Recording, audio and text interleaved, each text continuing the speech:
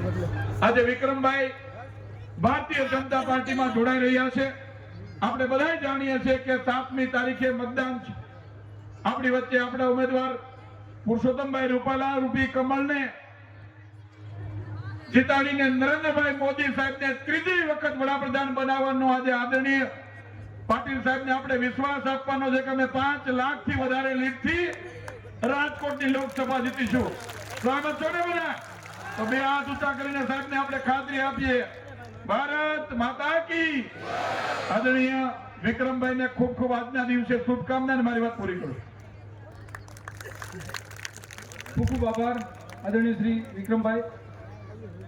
હું આદરણીય શ્રી પ્રદેશ અધ્યક્ષ પાટીલ સાહેબના સ્વાગત માટે હું વિનંતી કરીશ ભારતીય જનતા પાર્ટી રાજકોટ જિલ્લાના અધ્યક્ષ અલ્પેશભાઈ ઢોલરિયા સાહેબ, મારા સાથી મહામંત્રી ભાઈ શ્રી હરેશભાઈ, મોરબી જિલ્લાના મહામંત્રી ભાઈ શ્રી નરેન્દ્રસિંહજીને આપો સાહેબને સ્વાગત માટે જોડાશું।